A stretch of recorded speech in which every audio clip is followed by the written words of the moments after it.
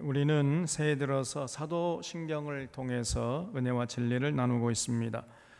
오늘은 사도신경 중에 이제 본디오 빌라도에게 고난을 받으사 십자가에 못 박혀 죽으시고 라는 이 신앙 고백에 대해 살펴보면서 은혜와 진리를 나누겠습니다.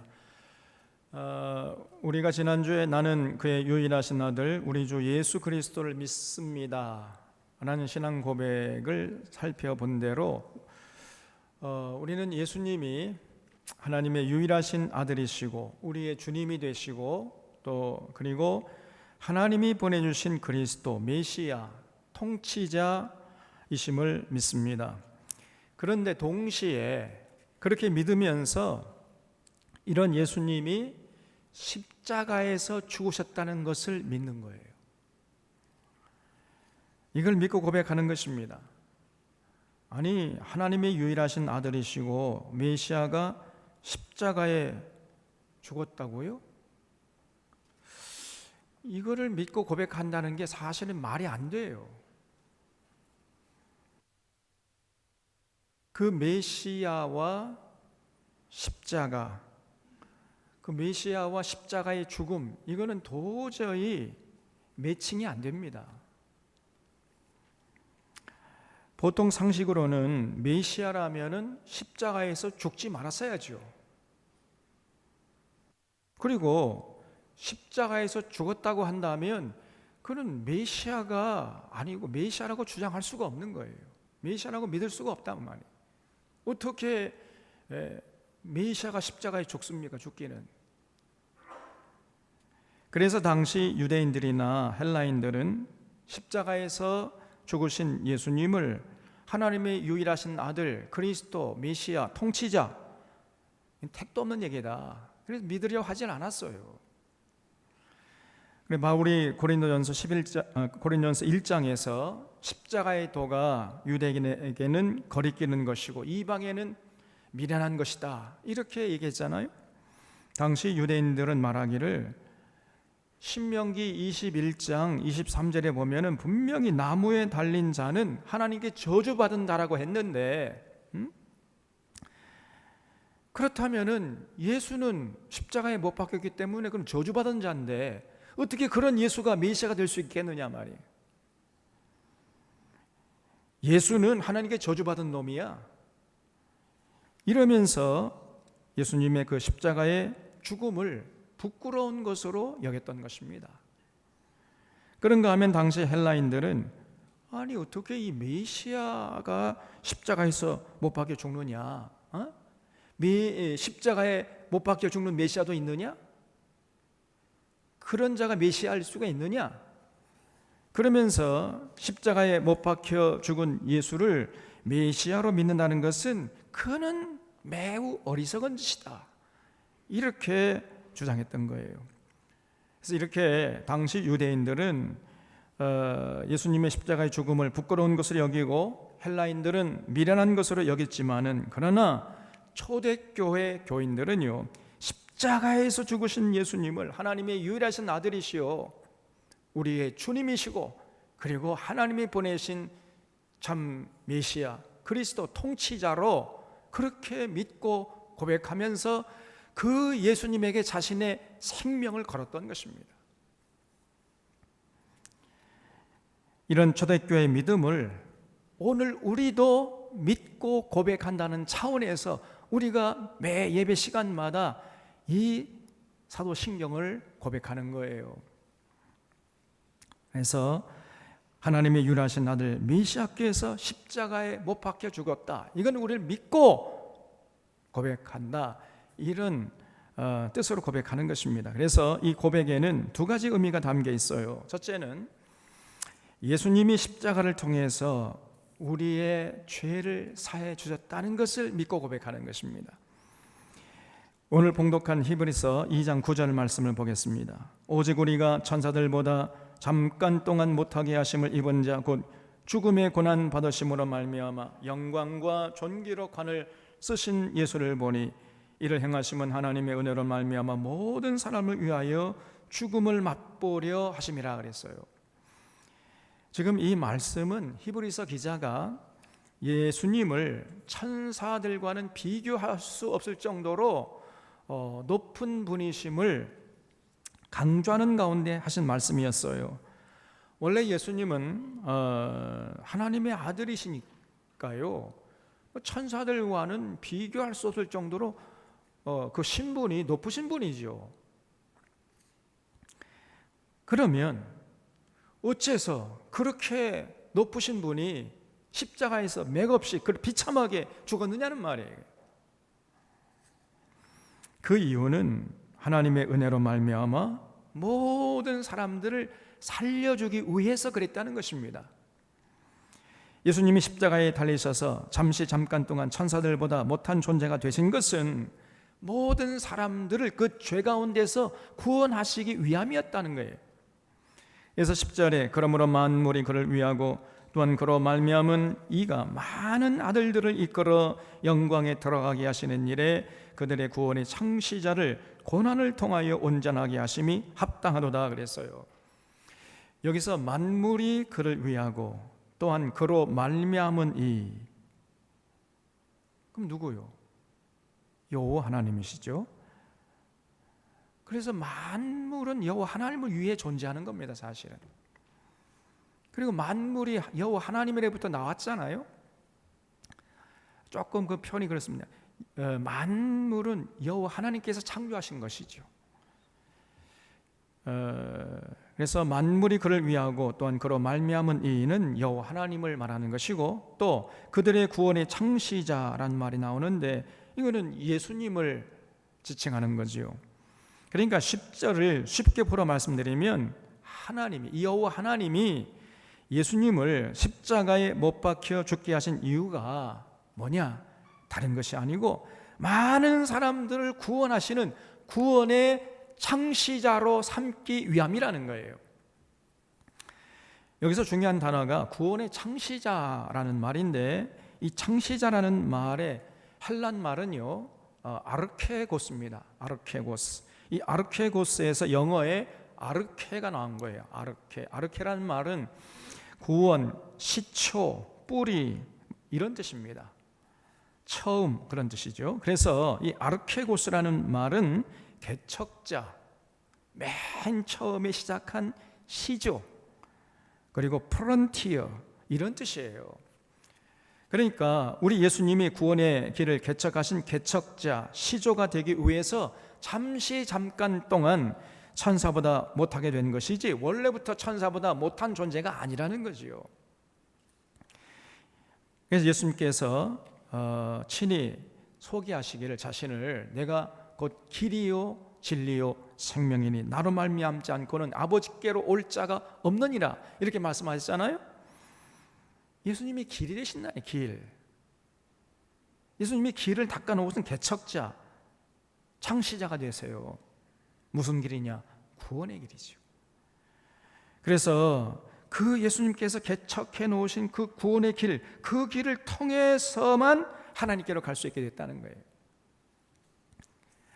이렇게 예수님이 구원의 창시자가 되기 위해서는 십자가의 모든 고난과 죽음을 당하신 것이지 그냥 저절로 거저 구원의 창시자가 된 것이 아니라는 것입니다. 여러분, 하나님의 아들이신 메시아께서 그 구원의 창시자가 되기 위해서는 엄청난 대가를 치러야 됐던 거예요. 굉장한 고난과 고통과 조롱과 희생을 치러야 했던 것입니다. 그래서 복음서를 보면요, 예수님이 얼마나 참 큰 모욕과 조롱과 고난과 고통을 받았는지 자세하게 기록하고 있습니다. 로마 군병들이 예수님의 머리에 가시면류관을 씌워놓고 그 날카로운 가시면류관을 그 예수님 머리에 씌워놓고요, 낄낄대고 막 웃으면서 예수님 앞에 유대인의 왕이요 이렇게 저라는 척하다가 그냥 막 예수님의 뺨을 때리고 뭐 이런 조롱을 당했어요, 예수님이. 그리고 예수님 얼굴에 침을 뱉어버렸습니다. 니까지 께 왕이라고? 그러면서요. 그리고 십자가에 달려서 신음하고 있는 예수님을 향해서 성전을 헐고 사흘 만에 집을 짓는다고 하는 자여, 네가 만일 하나님의 아들이거든 너 먼저 자신을 구해보라. 이놈 사기꾼아. 막 이러면서 조롱을 해댔습니다. 대제사장들과 서기관들 바리새인들은 예루살렘 성전을 다 부숴놓고 사흘 만에 짓겠다는 자여, 왜 그런 능력의 존재가 왜 너 자신은 구원하지 못하느냐, 그러면서 예수님을 조롱했던 거예요. 여러분, 예수님이 달리셨던 그 십자가 형틀은 인류가 고안해낸 형틀 중에서 가장 무섭고 가장 잔인한 형틀이었습니다. 십자가에 달릴 죄수는요, 십자가에 달리기 전에 먼저 회초리 세례를 받아야 했어요. 그래서 거의 피범벅이 되고 초죽음이 됩니다. 그런 다음에 십자가에 매다는 거예요. 로마 군인들이 휘둘리는 회초리 끝에는요, 날카로운 쇠가 붙어 있었어요. 그래서 한번 휙 회초리를 치잖아요. 그러면 그냥 온 몸을 감고 그 다음에 풀릴 때는 살점을 뜯고 나가는 겁니다. 그래서 회초리를 한번 내 얻어 털 때마다 온 몸에 살이 다 찢어지는 거예요. 그걸 예수님은 39대를 마셨습니다. 그러니까 예수님이 피범벅이 된 거죠. 이렇게 피범벅이 되게 해놓고 십자가에 매다는데 양손을 이제 벌려가지고 커다란 못으로 이제 손에 못을 박습니다. 그리고 발 두 개의 발을 이제 포개가지고 그 정수리에 대못을 박아요. 그래서 십자가에 매달기 위해서는 세 개의 못이 필요하다는 거예요. 세 개의 못이.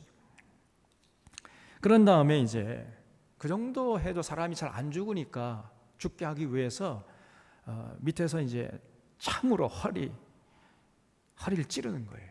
그러면 허리에서 물과 피가 흘러나오잖아요. 그래서 십자가에 매달린 죄수는 이렇게 온갖 물과 피를 흘리면서 온갖 고통을 맛보면서 서서히 죽어갔던 거예요. 그렇게 죽게 만드는 형틀이 십자가 형틀이었던 것입니다.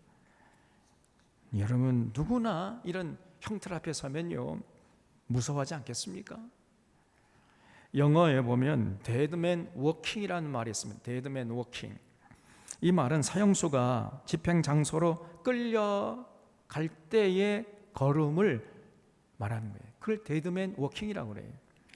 사형수가 사형 당일에 자기 이름이 이제 딱 불려지잖아요. 그러면 직감적으로 오늘이 디데이구나.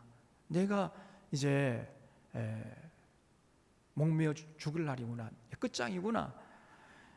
이렇게 직감하면서 보통 사람들은 정신이 나간다는 거예요. 혼이 떠나버리는 거예요. 그래서 사형장으로 걸어가면서도 지금 자신이 어디로 가고 있는지조차 모른 채 걸어간다는 겁니다.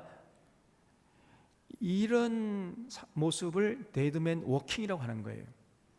그러니까 죽은 자가 걸어가는 거예요. 데드맨이 걸어가는 거예요. 죽은 자가 살아있지만 죽은 거죠. 이제 그 정도로 여러분 형틀 앞에 서는 것은 두려운 일입니다.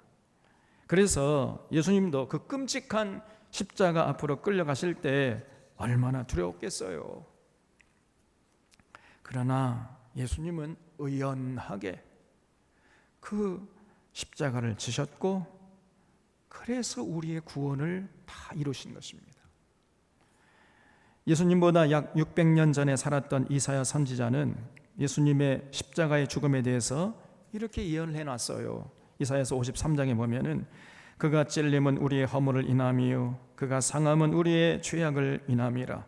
그가 징계를 받음으로 우리가 평화를 누리고 그가 채찍에 맞음으로 우리가 나음을 입었도다. 우리는 다 양 같아서 그릇 행하여 각기 제 길로 갔거늘 여호와께서는 우리 무리의 죄악을 그에게 담당시키셨도다 그랬습니다. 예수님의 십자가의 죽음은 바로 여러분과 제가 받을 징계를 대신 받은 것이라는 거예요. 예수님이 십자가의 징계를 받음으로 우리가 평화를 누리고 예수님이 채찍에 맞음으로 우리가 하나님 앞에서 이제 나음을 입게 되었다는 것입니다. 근데 사실 예수님 당시에는요, 이러한 그 십자가 사건의 의미를 잘 몰랐습니다. 어째서 하나님의 유일하신 아들 메시아께서 그렇게 끔찍하게 십자가에 못 박혀서 비참하게 죽었는지 그 의미를 전혀 몰랐어요. 그러다가 예수님의 부활 사건을 경험하고 마가의 다락방에서 성령님께서 강림하신 후에 비로소 이들이 하나님의 유일하신 아들 그 메시아께서 십자가에서 죽으신 것은 바로 우리 때문이구나, 우리의 죄를 대신 지시기 위해서 그렇게 비참하게 죽으셨구나, 이런 깨달음을 갖게 되었던 것입니다. 그렇습니다. 여러분, 예수님이 십자가에서 죽으신 것은 여러분과 저를 대신해서 예수님이 저주를 받은 거예요. 바울이 로마서에서 말한 것처럼 우리가 아직 죄인 되었을 때 십자가의 죽으심으로 우리를 향한 하나님의 사랑을 확증하셨습니다 그랬잖아요. 우리가 마땅히 달려 죽어야 할 십자가에 하나님의 유일하신 아들 메시아가 대신 달리셨던 것입니다. 이것을 우리가 믿고 고백하는 거예요. 그래서 본디오 빌라도에게 고난을 받으사 십자가에 못 박혀 죽으시고, 이 고백 속에는 하나님의 유일하신 아들 그리스도 메시아께서 바로 나를 위해서 죽으셨습니다 라고 고백하는 그 의미가 거기에 담겨 있는 것이에요. 그러므로 본디오 빌라도에게 고난을 받아 십자가에 못 박혀 죽으시고 이 사도신경을 고백할 때마다 우리를 향한 예수님의 깊은 사랑을 새기고 우리가 눈물로 그 예수님께 감사할 수 있어야 하는 것입니다. 그런 찬송이 있잖아요. 늘 울어도 눈물로써 못 갚을 줄 알아 몸 밖에 드릴 것 없어 이 몸 바칩니다.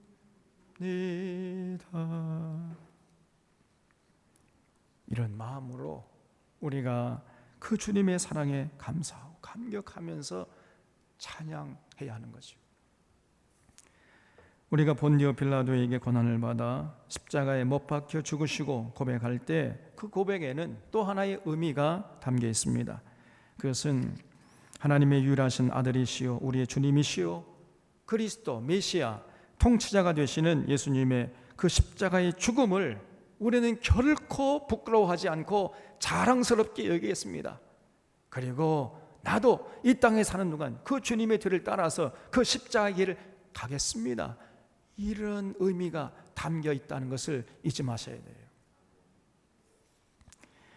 예수님 당시에 제사장들과 서기관들과 바리새인들이 예수님을 이제 빌라도에게 데리고 가서 자기들은 사형권이 없으니까요. 당시 로마 시민권,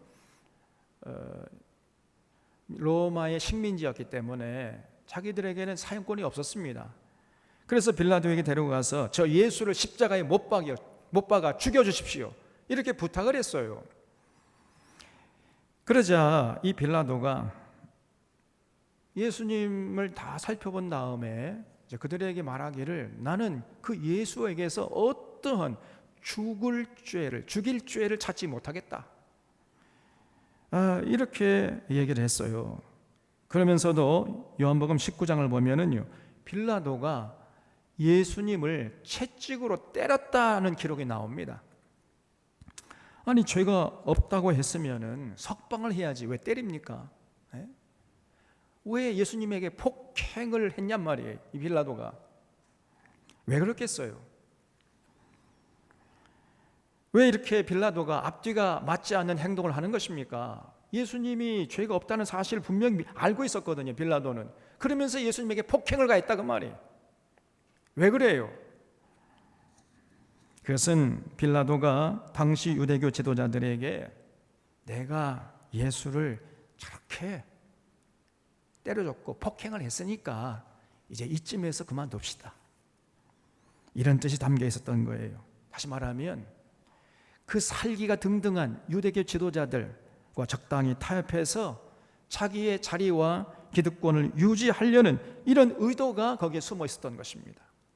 그렇기 때문에 예수님이 아무런 죄가 없다는 것을 알고 있으면서도 예수님에게 폭행을 가한 거예요. 그러다가 이쯤 했으면 이제 유대인들이 만족할 줄 알았는데 빌라도의 생각과는 딴판으로 오히려 더 반발하거든요, 유대인들이.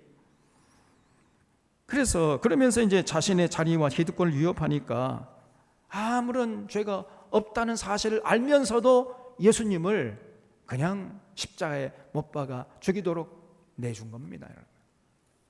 다시 말해서 빌라도의 삶의 본질이 뭐냐? 폭력이었어요. 그는 자기 자리와 기득권을 지키기 위해서는 폭력과 살인을 서슴지 않는 이런 사람이었던 것입니다. 네, 당시 유대교의 율법학자들이나 제사장들이나 서기관들이나 바리새인들도 매 한 가지였어요. 똑같은 자들이었습니다. 예수님이 빌라도에게 폭행당하는 것을 보면서도 만족하지 않고 저들이 말하기를 우리들의 법에 의하면은 저 예수는 신선모독죄에 해당한 자기 때문에 죽어야 한다는 거예요. 죽어야 한다. 그래서 사형시키라 이렇게 요구를 했던 것이에요. 원래 여러분 법을 제정한 목적, 그걸 법정신이라고 하는데 그 법을 제정한 그 법정신이 뭡니까? 그거는요 예나 지금이나 똑같은 거예요. 그건 뭐냐면 사람의 생명을 살리고 회복시키기 위함인데, 그런데 저들의 법은 무죄한 자를 함부로 정죄하고 죽이는 날카로운 살인 도구였을 뿐입니다.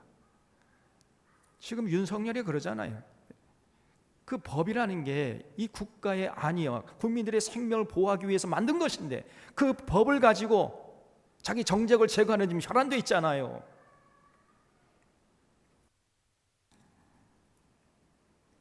그래서 당시 그 유대인들의 손에 들려있던 그 율법이라는 것이 결국은요 자기 마음에 맞지 않는, 자기 뜻을 거스르는 이런 사람들을 함부로 정죄하고 함부로 제거하는 살인 도구였을 뿐이에요. 이들은 이런 날카로운 칼을 휘둘러 함부로 폭력을 행사하고 무죄한 사람을 죽이는 이런 짓을 서슴지 않았던 것입니다, 여러분. 그래서 당시 빌라도나 유대교 지도자들이나 똑같은 자들이었어요. 이들의 삶의 본질은 폭력과 살인이었던 것입니다. 근데 사실 원래 이 로마라는 나라 자체가 바로 그러했던 거예요. 당시 로마 시대의 평화는 힘으로 상대방을 굴복시켜서 찍소리도 못하게 함으로써 유지되는 평화였어요. 이것을 우리가 팍스 로마나라고 그러죠. 팍스 로마나. 힘 있는 자들이 힘없는 자들 위에 군림하고 힘없는 자들은 어떤 비인간적인 대우를 받더라도 불평불만하게 하지 못하도록 힘으로 찍어 누르면서 유지되는 평화, 이게 팍스 로마나예요. 만약에 힘으로 찍어 누르는데도 찍소리 하잖아요. 그러면 순식간에 죽여버립니다. 가차없는 죽임을 당했어요. 그러므로 로마 시대의 평화는 겉으로는 평화로웠지만은 한꺼풀 벗기고 그 속을 들여다보면요, 그 속에는 온갖 인권 탄압과 인권 유린과 폭력과 살인이 만연해 있었던 겁니다. 로마 시대의 권력자들이나 여기에 기생해서 자신들의 부귀영화를 누리던 유대교 지도자들이 바로 그런 주인공들이었어요. 그런데 예수님은 이런 유의 사람들과는 전혀 딴판이었습니다. 아니, 그런 사람들과는 정확하게 대척점에 서 있었던 거예요.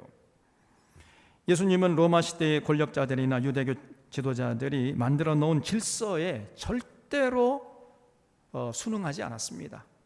안주하지도 않았고 타협하지 않았어요. 그래서 예수님이 종종 너희는 아래에서 났고 나는 위에서 났으며 너희는 이 세상에 속하였고 나는 이 세상에 속하지 않았다, 이런 말씀을 하셨던 것입니다. 예수님은 하나님의 유일하신 아들이셨고 하나님이 보내신 그리스도 메시아 통치자였지만은, 그래서 온 세상을 호령할 수 있는 이런 권세를, 그런 능력을 가지고 계셨지만은, 그러나 결코 군림하지 않았습니다. 결코 사람들을 찍소리도 못하도록 찍어 누르는 이런 짓을 하지 않았어요. 모든 사람들을 인격적으로 대해주셨고 사랑으로 섬겨주셨습니다. 그러므로 당시 로마의 권력자들이나 거기에 빌붙어 살아가던 유대교 지도자들의 눈에는 이런 예수님이 자기들이 세운 질서를 위협하는 존재로 이제 보이기 시작하는 거예요. 그래서 예수님을 보면서 위기의식을 느꼈던 것입니다. 야, 저 예수라는 놈 가만두면 안 되겠다. 우리가 누리던 모든 기득권 다 잃게 생겼다. 이런 위기의식을 저들이 느꼈던 것입니다. 그래서 예수님에게 접근해가지고 예수님을 유혹해보기도 하고 위협해보기도 했습니다. 너 내 말하면 내 죽여버려. 그러나 예수님은 결코 유혹에도 넘어가지 않았고 위협에도 굴복하지 않았어요. 또 그들과 적당하게 타협하지도 않았습니다. 그렇기 때문에 이들이 이제 결국 예수님을 미워하다가 십자가에 못 박아 죽이는 끔찍한 짓을 저질렀던 것입니다. 원래 그들의 삶이 폭력과 살인으로 점철된 삶이었기 때문에. 그래서 예수님이 이제 십자가에 달리게 되셨는데 요한복음 19장 26절에 보면요, 예수님이 십자가에 달려서 예수님의 모친 마리아를 자기의 제자였던 사랑하는 요한에게 부탁하는 장면이 나와요. 예수께서 자기의 어머니와 사랑하시는 제자가 곁에 서 있는 것을 보시고 자기 어머니께 말씀하시되 여자여 보소서 아들이니이다.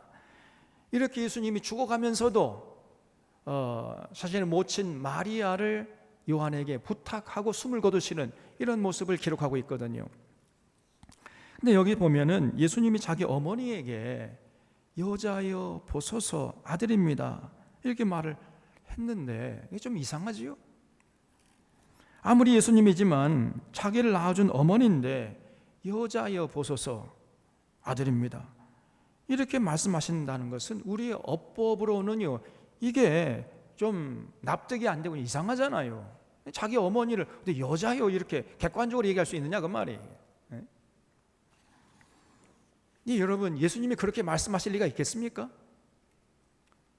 그럴 리가 없잖아요. 그래서 여기 우리 번역이 이게 원어를 이제 우리 한국말로 번역한 것인데 이게 직역을 해놨기 때문에 이렇게 이상하게 느껴지는 거예요. 원래 이 여자여라는 헬란 말이 귀네입니다. 귀네. 이 말은 당시 여성을 지칭할 때에 폭넓게 사용되던 말이었어요. 그래서 이 귀네라는 말은 그 상황에 따라서 아주 다양하게 해석될 수 있는 여지를 담고 있는 단어였단 말이에요. 그래서 상황에 따라서 어떨 때는 여자, 어떤 때는 여인, 여성, 여사, 영부인, 계집 상황에 따라서 여러 가지 다양하게 사용될 수 있는 여지가 있는 단어가 귀내라는 단어였단 말이에요. 근데 우리도 그 어머니의 팔순잔치나 추도식 때에 아들이 이제 그 사람들에게 나와가지고 인사하잖아요. 그때 뭐라고 얘기합니까? 아무개 여사께서 이렇게 소개하잖아요. 자기 어머니를. 마찬가지예요. 그래서 지금 여기 여자여라는 말은 사실 여사님 혹은 어머니라고 의역을 해도 전혀 의미가 손상되지 않습니다. 그래서 여자여 보소서 아들이니다. 이 말은 어머니 보십시오. 어머니의 아들입니다. 이런 말이었던 겁니다.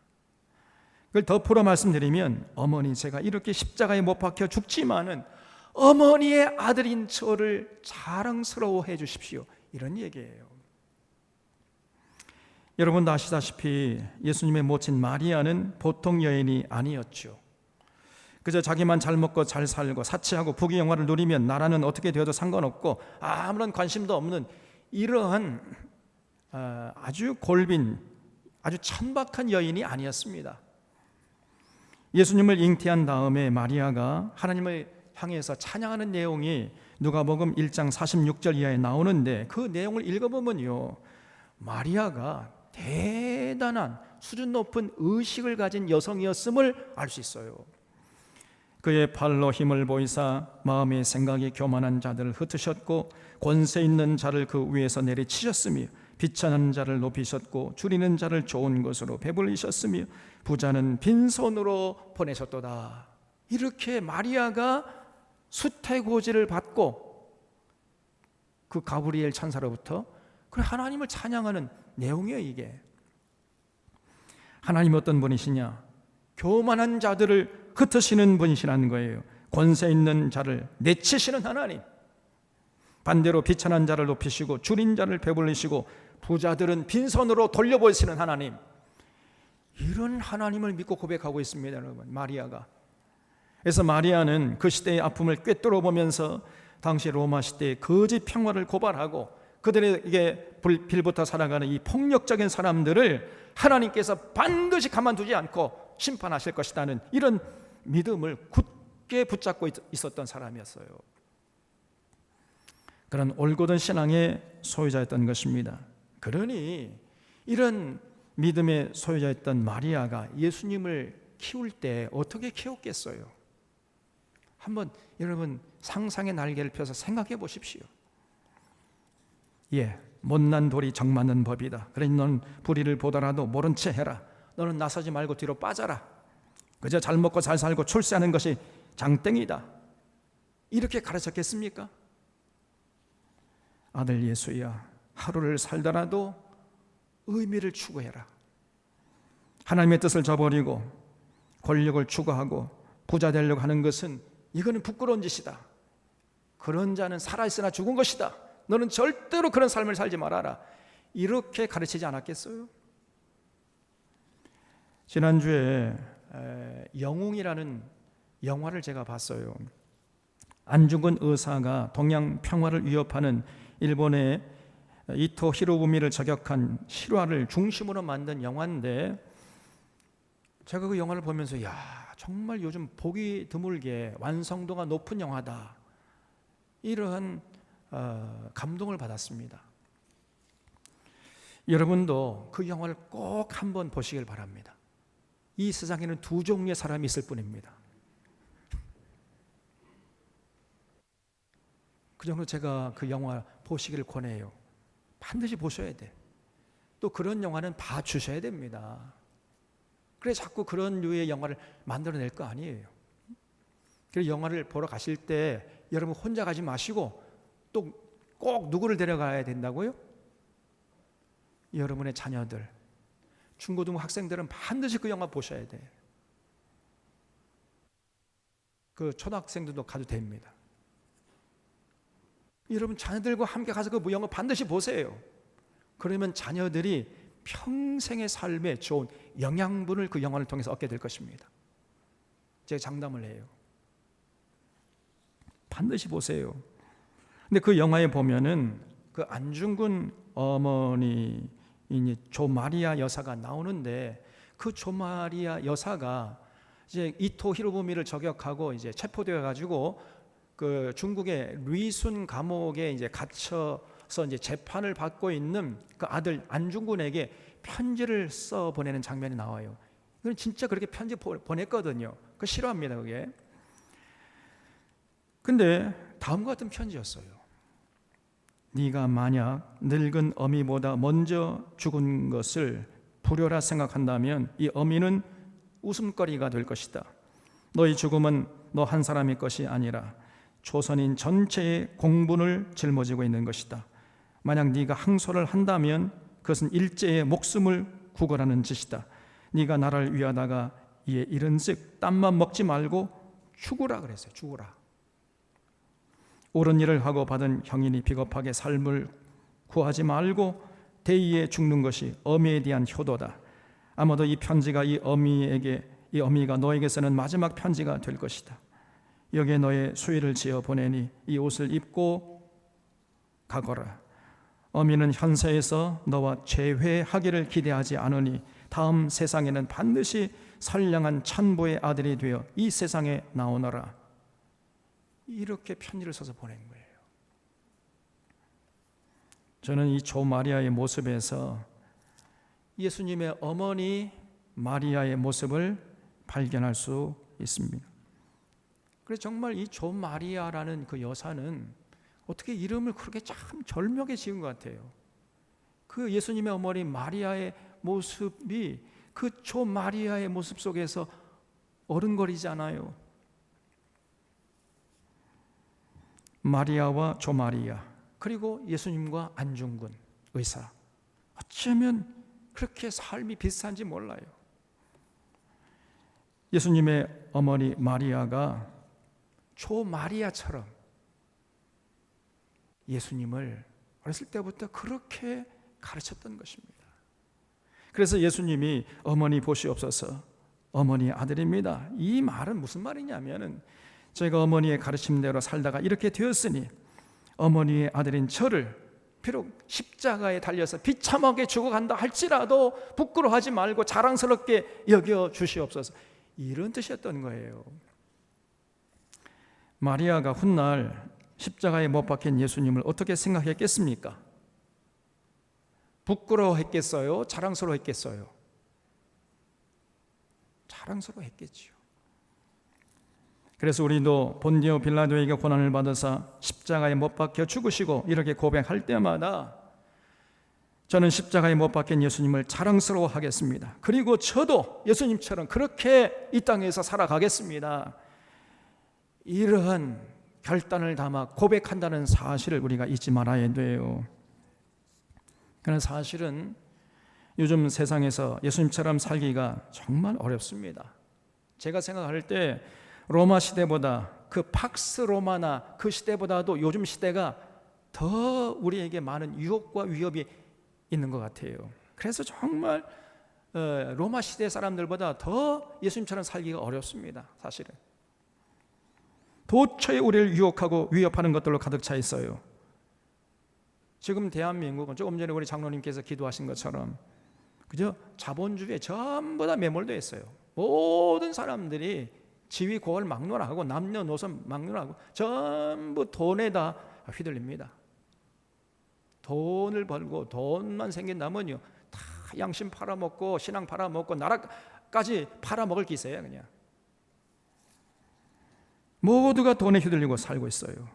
지난주에는 이 대장동 사건의 주범인 김만배에게 한겨레 신문사 또 한국일보, 중앙일보 기자들이 돈을 받아 먹었다는 사실이 드러났습니다.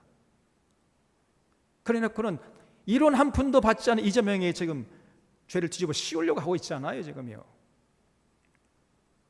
얼마나 악한 자들입니까? 이 사람들이 전부 다 기권자들이 다 커넥션 돼가지고 아무런 죄도 없는 한 사람을 희생양으로 삼으려고 하고 있습니다. 저렇게.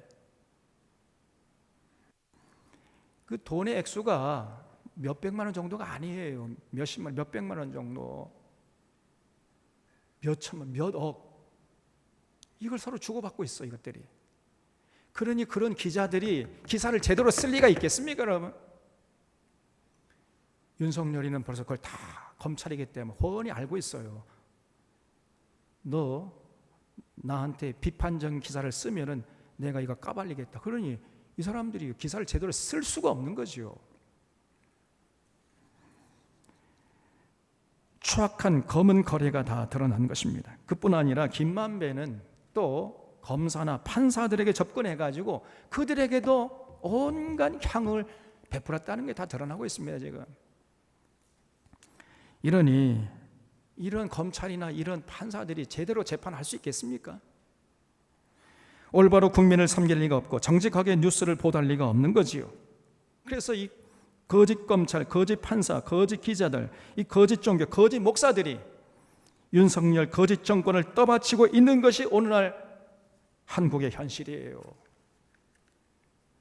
이런 세상에서 대부분의 사람들은 십자가에 못 박힌 예수님을 외면합니다. 유대인들처럼 부끄러운 것을 생각하고 헬라인들처럼 미련한 것으로 여겨요. 그러나 본디오 빌라도에게 고난을 받아서 십자가에 못 박혀 죽으시고 이렇게 고백하는 우리는 십자가에 못 박힌 예수님을 자랑스럽게 여기면서 그 길을 묵묵히 걸어가야 돼요. 그렇게 걸어가겠다고 우리가 날마다 하나님 앞에서 신앙 고백을 하고 있다는 사실을 잊지 마셔야 됩니다, 여러분. 그래서 바울의 고백처럼 십자가의 도가 유대인들에게는 부끄러운 것이고 이방인에게는 거리 미련한 것이지만 구원은 우리에게는 하나님의 능력이요 하나님의 지혜인 줄로 믿고 예수님처럼 팍스 로마나의 그 거짓 평화를 거부하고 거기에 절대로 안주하지도 않고 거짓 평화의 하소인으로도 살지 않고 십자가에 예수님을 자랑스럽게 여기면서 예수님처럼 생각하고 예수님처럼 말하고 예수님처럼 행동하면서 이 세상의 질서에 순응하지 않는 예수님의 가르침, 예수님의 나라의 질서에 순응하는 이런 삶으로 살아가야 하는 것입니다. 히브리서 11장에 보면은 바로 그렇게 살아간 사람들, 참 신앙의 사람들의 이름이 빼곡하게 적혀 있어요. 에녹, 노아, 아브라함, 이삭, 야곱, 모세, 라합, 기드온, 바락, 삼손, 입다, 다윗, 사무엘, 이런 신앙의 인물들을 소개하고 있습니다. 이들은 한결같이 십자가에서 죽으신 예수님을 자랑스럽게 여기면서 주님의 뒤를 따랐던 사람들입니다. 어떤 이들은 조롱과 채찍질 뿐 아니라 결박과 옥에 갇히는 시련도 받았으며 돌로 치는 것과 톱으로 켜는 것과 시험과 칼로 죽임을 당하고 양과 염소의 가죽을 입고 유리하여 궁핍과 환난과 학대를 받았으니 이런 사람은 세상이 감당치 못하노라. 그들이 광야와 산과 동굴과 토굴에 유리했느니라. 이들은 그 주님의 길을 가기 위해서 모든 것을 다 포기하고 광야로 가고 또 동굴로 토굴에 숨어서 살았단 말이죠. 그래도 믿음을 포기하지 않고 주님의 그 뒤를 따르는 그 길을 포기하지 않았던 겁니다, 여러분. 이런 사람들이 하늘의 생명책에 기록되는 자들이고 천국의 주인공들인 것입니다. 이런 자들이 본디오 빌라도의 고난을 받아서 십자가에 못 박혀 죽으시고 이 고백에 걸맞는 사람임을 우리 산원의 교우들은 잊지 말고 끝까지 그런 삶에서 승리할 수 있기를 바랍니다. 기도하겠습니다.